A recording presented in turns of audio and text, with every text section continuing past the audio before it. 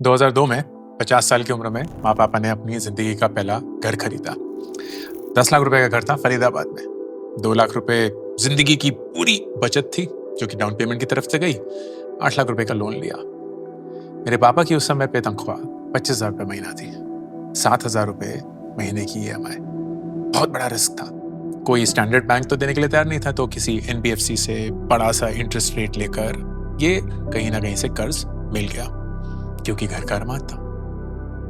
2003 में मेरे पापा की नौकरी चली गई और इतनी उम्र हो चुकी थी, कहीं शायद एक और नौकरी मिलने की उन्हें उम्मीद नहीं थी या वो थक चुके थे, तो उन्होंने अपना काम शुरू किया। एंड कुछ लोग होते हैं ना जो बिजनेस के लिए नहीं बने होते हैं। वो बहुत अच्छे एम्प्लॉयज होते हैं, बहुत अच्छे प्रोफेशनल्स होते हैं, लेकिन जब सडनली एक बिजनेस करना पड़े, सब कुछ खुद ब खुद बनाना पड़े, लड़खड़ा जाते हैं। मेरे पिताजी उनमें से एक निकले। He couldn't really do a good job of the business. जितनी भी वो मेहनत करते थे, कहीं ना कोई छेद रह जाता था, कहीं ना कहीं कोई गड्ढा खुद ही जाता था। एंड धीरे धीरे EMIs डिफॉल्ट होनी शुरू हुई। मुझे कोई आइडिया नहीं था। मैं उस समय पे एक स्टूडेंट था, US में था, 100% स्कॉलरशिप पे था, बल्कि 15,000 रुपए हर महीने घर भेजता था, क्योंकि स्टाइपेंड मिलती थी, तो इतनी आमदनी हो चुकी थी कि माँ पापा की भी मदद कर पाऊँ। 2004 में अपनी पढ़ाई वढ़ाई सब कुछ छोड़कर मैं वापस भारत आया। एंड आई रिमेंबर एक दिन मुझे एक कॉल आता है पापा से। वो बोलते हैं कि नंदू, तुम्हारे पास कुछ पैसे होंगे? मैं बोला हाँ पापा। मैंने उन 2 सालों में करीब 7 लाख रुपए जोड़ लिए थे, जो कि बहुत बड़ी रकम थी। तो मैं बोला हाँ पापा, ऑफ कोर्स हैं। कितने चाहिए? एंड इज लाइक 7,000 रुपए चाहिए। आई लाइक हाँ ऑफ कोर्स 7,000 रुपए तो हैं, मतलब जरूरत है आपको, ज्यादा चाहिए? प्लीज पूछिए ना, बताइए। नहीं, घर की EMI जो है वो भरनी है। And I said of course, अभी की नहीं, आने वाली सारी EMIs भर सकते हैं। मुझे तो लगा कि वो सब कुछ ठीक चल रहा है ना, भर पा रहे होंगे, अगर आपको जरूरत थी प्लीज पूछ लेते वगैरह वगैरह। ऐसे हाँ मैं ये भर देता हूँ, आप मुझे डिटेल्स भेज दीजिए, मैं ये 7,000 रुपए आज ही चेक से या जो भी था ट्रांसफर कर दूँ। उस समय पे पापा फोन पे रो पड़े। He started thanking me कि thank you Nandu, thank you Nandu, thank you Nandu.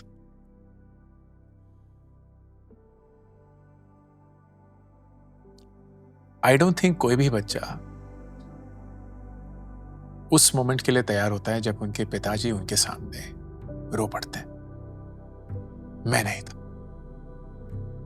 And उस समय पे ना रियलाइज हुआ कि पैसा एक ऐसी चीज है जो खोना एक चीज है, लेकिन सही वक्त पे उसको एक्सेस कर पाना, ये पता होना कि वो पैसे कहाँ हैं, किसके पास हैं, मिलेंगे नहीं मिलेंगे, कब मिलेंगे, कैसे मिलेंगे, शायद उतना ही जरूरी होता।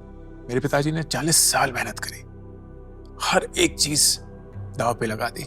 मेरी बहन को, मुझे बहुत खूबसूरत शिक्षा दी, हमें सुरक्षा दिया, लेकिन तब भी कहीं ना कहीं सिस्टम्स इन प्लेस नहीं थे।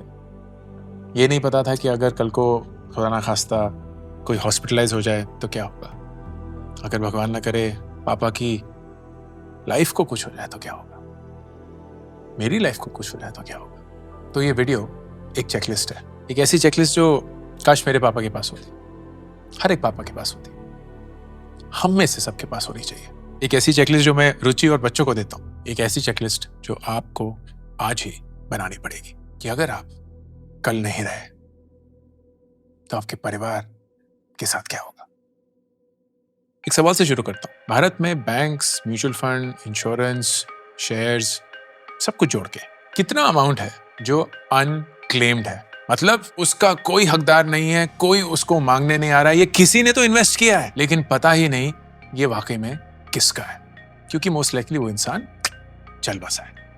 कितना होगा वो अमाउंट? करीब 1,85,000 करोड़। ये वो इंश्योरेंस पॉलिसीज हैं जो किसी ने खरीदी लेकिन वक्त पे काम नहीं आई। ये वो प्रोविडेंट फंड के अकाउंट है जहां किसी ने इसको कभी क्लेम नहीं किया। वो बैंक में पड़े हुए पैसे हैं जिसका कोई नॉमिनी नहीं है। वो म्यूचुअल फंड्स, वो शेयर्स हैं जो अब गायब, गुप्त, पता नहीं किसके। मैं नहीं चाहता कि आपका परिवार इस नंबर का एक भाग बने। जिस पैसे के लिए हम इतनी मेहनत करते हैं वो पैसा हक से किसी न किसी का तो होना चाहिए। तो प्रॉब्लम को समझने की कोशिश करते हैं। सबसे पहले है the access problem. Access problem हमारी बनाई हुई प्रॉब्लम है। सब कुछ डिजिटल है, आपकी सैलरी डिजिटली बैंक में पहुंच जाती है, आपके इन्वेस्टमेंट्स आप खरीदते हैं और एक डीमैट अकाउंट में पहुंच जाते हैं। आपकी म्यूचुअल फंड्स आपने ग्रो पे, ज़ीरोधा पे, इस पे, उस पे, सब पे डाले हुए हैं। आपकी ईमेल पे सारे स्टेटमेंट्स हैं, सारे बैंक रिसीट्स हैं, सब कुछ। एंड आपके फोन पे एक पासवर्ड है। अब फर्ज करिए कि खुदा ना खास्ता आपकी जिंदगी को कल कुछ हो जाता है। फोन का पासवर्ड शायद ही किसी को पता है। ईमेल पे 2 फैक्टर ऑथेंटिकेशन लगा हुआ है क्योंकि होना चाहिए था, लेकिन अब वो एक्सेस नहीं हो सकता क्योंकि ओटीपी फोन पे आएगा। बैंक ऐप को बायोमेट्रिक वेरिफिकेशन चाहिए। हर एक जरिया आपकी फाइनेंशियल जिंदगी तक पहुंचने का बंद है और चाबियां आपकी डिजिटल जिंदगी में कहीं घूम रही हैं। और डिजिटल एसेट इनहेरिटेंस के अराउंड ना इंडिया में कोई फर्म लॉ नहीं है। इंफॉर्मेशन टेक्नोलॉजी एक्ट है सन 2000 का। सेक्शन 43 और सेक्शन 66 ऑफ दिस एक्ट बोलते हैं कि आप अनऑथराइज्ड मैनर में किसी के भी डिजिटल एसेट एक्सेस नहीं कर सकते। अब ये क्लियर नहीं है कि वो इंसान अगर जिंदा ही नहीं है तो हो सकता है कि नहीं, अगर आप उनके वाकई में लेजिटिमेटली लीगली वारिस हैं तो है कि नहीं, क्योंकि यहाँ थोड़ा सा ब्लर है, ग्रे एरिया। फिर 2023 में एक digital personal data protection act आया और उसमें बात हुई कि एक राइट टू नॉमिनेट फ्लोट किया जा सकता है, इंट्रोड्यूस किया जा सकता है, लेकिन अभी तक वो इंप्लीमेंट नहीं हुआ है। तो अगर कुछ भी है तो वो पेपर पे है लेकिन प्रैक्टिकली एग्जीक्यूट नहीं है। What does this mean? आपका यूपीआई आपके फोन से लिंक्ड है। आप अगर अपने फोन का बिल 90 दिनों में नहीं भरते हैं तो वो डीएक्टिवेट हो सकता है। 90 डेज की इनएक्टिविटी के बाद टेलीकॉम प्रोवाइडर आपके फोन नंबर को किसी और को असाइन कर सकता है। तो हर एक अकाउंट जो इस 2 फैक्टर ऑथेंटिकेशन और ओटीपी से जुड़ा हुआ है वो अब एक्सेस ही नहीं हो सकता। तो इन सारी चीजों में आप क्या कर सकते हैं? नंबर 1, गूगल का एक इनएक्टिव अकाउंट मैनेजर है। वो बोलता है कि अगर इनएक्टिविटी हो तो ये कॉन्टैक्ट्स हैं जो इस अकाउंट को एक्सेस कर सकते हैं in the event of that inactivity. Apple का भी एक सिस्टम है कॉल्ड अ लेगेसी कॉन्टैक्ट जो आप सेटअप कर सकते हैं। बैंक अकाउंट्स के लिए बेइंतहा जरूरी, इनफैक्ट बैंक अकाउंट्स नहीं, म्यूचुअल फंड्स के लिए, शेयर्स के लिए, कोई भी जो आप एसेट खरीद रहे हैं, नॉमिनेशन की एक फैसिलिटी होती है जहां आप किसी भी इंसान को नॉमिनेट कर सकते हैं इवन इन परसेंटेजेस। तो जरूरी नहीं है कि सिर्फ एक ही हो। ऐसा हो सकता है कि आपके पास 100 रुपए हैं और आप बोलते हैं कि 25 रुपए इसको जाएंगे, 50 रुपए इसको जाएंगे, बाकी के 25 रुपए इसको जाएंगे। So you can decide how to nominate, who to nominate, what percentage to nominate. और तीसरी चीज, जो भी आपके एसेट्स हैं, खासकर आपके बैंक अकाउंट के पासवर्ड, म्यूचुअल फंड या डीमैट अकाउंट के पासवर्ड, कहीं और आपने पीएमएस लिया हुआ है उसके पासवर्ड, लॉकर की चाबी, ये सब वगैरह वगैरह, all of this should be on an excel sheet. वो एक्सेल शीट प्लीज इंटरनेट पे मत डालिएगा, गूगल शीट वगैरह पे नहीं होना चाहिए। एक एक्सेल शीट होनी चाहिए जो आपके कंप्यूटर पे ही है। उसको पासवर्ड प्रोटेक्ट करिए, वो पासवर्ड एक कागज़ पे लिखिए, एक सील एनवेलप में डालिए और जिसको भी आपने नॉमिनेट किया है उसको पकड़ाइए कि अगर मेरी ज़िंदगी को कुछ हो जाए, इसके अंदर वो पासवर्ड है जिससे वो फाइल खुलेगी जो मैंने यहाँ रखी हुई है एंड उसमें सारे पासवर्ड्स हैं जो अभी तक चेंज नहीं हुआ है, या अगर चेंज होते हैं तो मैं उसको अपडेट करता हूँ and that is what you will have to use. अब आते हैं दूसरी चीज पे, द प्रोटेक्शन लेयर। सवाल पूछता हूँ, अगर खुदा ना खास्ता आपकी कल तनख्वाह रुक गई इन्फिनिटली, कितने महीने आप अपनी सेविंग्स पे खर्चा चला पाएंगे? सब कुछ, हाँ, खाने पीने का खर्चा, रेंट का खर्चा, स्कूल के बच्चों का खर्चा, कपड़ों का, बिजली का, पानी का, मोबाइल फोन का सब्सक्रिप्शन, पेट्रोल, ईएमआई, जो सब। असलियत यह है कि ज्यादातर लोगों के लिए ये नंबर मैक्सिमम 1 से 3 महीना है। This is where insurance comes in. Start करते हैं लाइफ इंश्योरेंस से। लाइफ इंश्योरेंस की पेनिट्रेशन हमारे देश में बहुत कम है। क्यों? क्योंकि मैंडेटरी नहीं है। कार इंश्योरेंस की पेनिट्रेशन बेइंतहा है। क्यों? क्योंकि सरकार ने लागू कर दिया है कि कोई भी ट्रैफिक पुलिस वाला इंसान रोक के आपसे इंश्योरेंस के पेपर मांग सकता है, नहीं होगा तो चालान हो जाएगा। लेकिन जिंदगी में ऐसा कुछ नहीं है। कोई भी अगर आपको रोक के पूछे कि आपके पास लाइफ इंश्योरेंस है या नहीं है, आप ना बोल दो, आपकी जिंदगी तब भी चलती रहेगी। But that for me is an extremely risky proposition. क्यों? क्योंकि अगर आप परिवार में अकेले कमाने वाले इंसान हैं, परिवार की पूरी फाइनेंशियल लायबिलिटी आपकी सैलरी पे डिपेंडेंट है, then you are an extremely critical resource, not just emotionally but also financially. And अगर आपके कमाने की क्षमता for whatever reason बंद हो जाए या worse आपकी जिंदगी को कुछ हो जाए, your family needs to be protected. They should know कि आपके जाने के बाद एक वैक्यूम तो हो ही गए, लेकिन it can not also be a financial disability, क्योंकि इनकम ही रुक गई. This is where life insurance comes. What does life insurance do? कि अगर आपकी जिंदगी को कुछ भी हो जाता है, there is an amount that you have insured your life against, जो आपके नॉमिनी को मिलता है. फॉर एग्जाम्पल, मैंने एक 10 करोड़ की लाइफ इंश्योरेंस पॉलिसी ली हुई है कि अगर 60 साल की उम्र तक मैं मर गया तो रुचि को 10 करोड़ रुपए मिलेंगे. That I know is enough for her to take care of her life, our kids life, their education, blah blah blah, तब तक कि वो अपने पैरों पे खड़े हो पाए एंड अपनी जिंदगी खुद जी पाए. This is the comfort that I have कि मेरी जिंदगी फॉर व्हाटएवर, ये नहीं है कि मैं जानबूझ के पहाड़ों से कूद रहा हूं या कुछ कर रहा हूं, लेकिन जिंदगी के बारे में किसी को कुछ नहीं पता. अगर खुदा ना खास्ता मेरी जिंदगी को कुछ हो गया, my life is insured and my family gets that benefit. अब इसी में कुछ राइडर्स भी हो सकते हैं. You can also along with your life insurance take a disability insurance या डिसेबिलिटी एड ऑन, कि अगर आप फॉर व्हाटएवर रीजन कमाने की क्षमता में ना रहे, that will also ensure, it will give you a certain amount. Critical illness का एड ऑन भी हो सकता है कि अगर आपकी जिंदगी में आपको कोई ऐसा क्रिटिकल इलनेस हो गया जिसकी वजह से आपके कमाने की क्षमता बंद हो गई, you will get a certain amount. So you can add all of these plus insure your life. अब इसमें एक बड़ी गलती लोग क्या करते हैं, they think of insurance as also investment. क्यों? क्योंकि हमारे माँ बाप ने ना वही चीज खरीदी थी कि जी हम इंश्योरेंस लेंगे, फिर उसके बाद हम रिटायर हो जाएंगे, फिर हमारी एक पेंशन शुरू होगी तो हम भी रिटायरमेंट के आप पैसे कमाएंगे. नहीं, उसकी पूरी जिम्मेदारी आपकी इन्वेस्टमेंट्स पे होनी चाहिए. इंश्योरेंस आपकी इन्वेस्टमेंट नहीं है. इंश्योरेंस एक सेफ्टी कवच है कि अगर जिंदगी को कुछ हो गया तो एक अमाउंट ऑफ पैसा मिलेगा. अब वो कितना होना चाहिए? जितनी भी आपकी सालाना इनकम है, फर्ज करिए 10 लाख रुपए, उसको आप मल्टीप्लाई करिए 15 गुना से, मतलब 1.5 करोड़ रुपए. ये होनी चाहिए मिनिमम मेरे हिसाब से. मैक्सिमम आप 25 गुना जा सकते हैं, मतलब 2.5 करोड़ रुपए. तो आप 1.5 से 2.5 करोड़ रुपए का एक कवर ले सकते हैं. उसको कवर बोलते हैं, वो अमाउंट जो आपके नॉमिनी को मिलेगा अगर आपकी जिंदगी को कुछ हो गया. And the best insurance to buy is term insurance, जिसमें जितना भी आप टर्म के लिए अपने आप को इंश्योर करेंगे, जैसे मैंने 60 साल तक किया हुआ है. एक्चुअली टू बी प्रिसाइज मैंने 53 इयर्स तक किया हुआ है. क्योंकि मैंने 33 पे लिया था और 20 साल के लिए लिया था. ये आश्वासन या मेरे दिमाग में था कि 53 तक वो 10 करोड़ रुपए हमारे पास ऑलरेडी होंगे, तो इसलिए कहीं और से नहीं करना पड़ेगा. एनीवे, तो 33 की एज पे मैंने 20 साल का लिया, 53 तक. तो 53 तक विच इज माई टर्म, मैं एक अमाउंट देता हूं called the premium every year. And अगर 53 तक मैं जिंदा रह गया तो मुझे कुछ नहीं मिलेगा, लेकिन अगर 53 तक मैं मर गया तो मुझे 10 करोड़ रुपए मिलेंगे. Now why would I do that? क्यों? क्योंकि इस 10 करोड़ के कवर के लिए जितना अमाउंट मुझे पे करना है वो बहुत कम है. It's the lowest possible premium for the highest possible cover. आप किसी भी इंश्योरेंस में अगर और चीजें ऐड करनी शुरू कर देंगे कि जी मुझे इन्वेस्टमेंट मिल जाए, अपना प्रीमियम वापस मिल जाए, रिटायरमेंट का कुछ पेंशन मिलना शुरू हो जाए वगैरह वगैरह, वो प्रीमियम बढ़ जाएगा. So you will and up paying a lot more, which is not what I would recommend. दूसरी चीज जो उतनी जरूरी है is health insurance. Health insurance तो आजकल की दुनिया में बहुत ही ज्यादा जरूरी है. In fact, last week itself, my dad, who's a patient of pancreatitis, pancreas की एक condition है, he was first diagnosed this in 2006.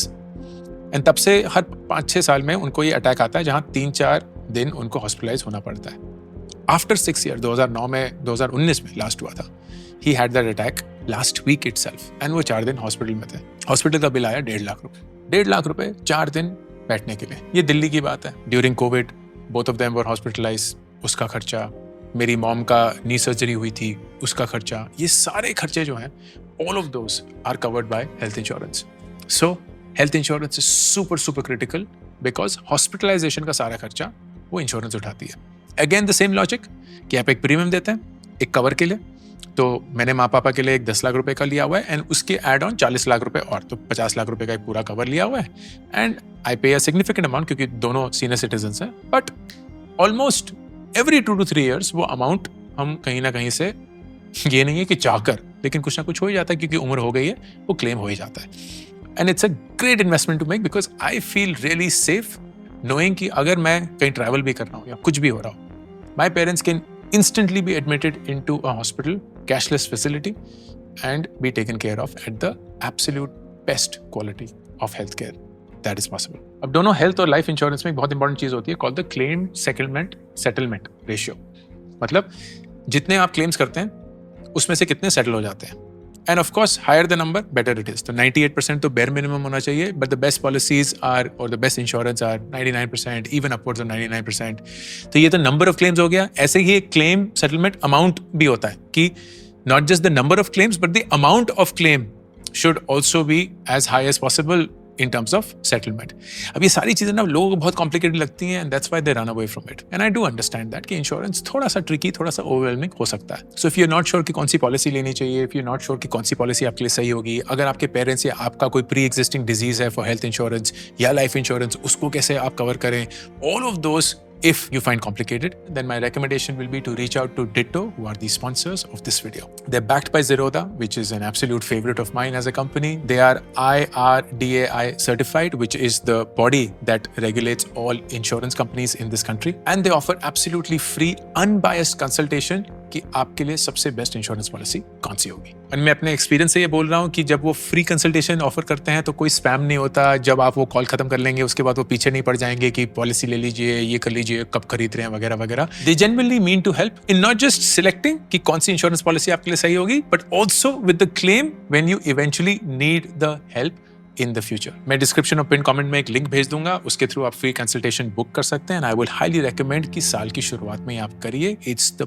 Perfect investment to make. अब आते हैं अगले सेक्शन में, द मैप ऑफ मनी, पैसे का नक्शा, जहां हर एक चीज रहती है. Quiz question. अगर आप आज चल बसे, आपके माँ बाप, आपके पति पत्नी को एग्जैक्टली पता होगा कि आपका सारा पैसा कहाँ का है. वो फिक्स डिपॉजिट जो आपकी दादी या नानी ने आपके नाम पे खोला था, वो EPF जो आपके पहले जॉब से चलता आ रहा है, वो म्यूचुअल फंड जो आपने कभी खरीदे थे, वो स्टॉक की कोई इन्वेस्टमेंट करी थी, वो कहीं कोई क्रिप्टो खरीदा हुआ था. And it's quite possible the answer is थोड़ा बहुत, लाइक 50-60% कवर हो पाएगा, 100% तो नहीं हो पाएगा. And that shows in the numbers as well. 78,000 crore bank deposits unclaimed, shares 40 से 50 हजार crore unclaimed, EPF 8,500 crore unclaimed, LIC 900 crore unclaimed. अब कुछ सरकार ने टूल्स बनाए हैं जिससे आप ये ट्रेस कर सकते हैं, लेकिन वो सब कुछ कवर नहीं कर पाएंगे. लेकिन फिर भी बता देता हूँ, उद्गम की वेबसाइट पे आप सारे unclaimed deposits against your name या पैन कार्ड ढूंढ सकते हैं.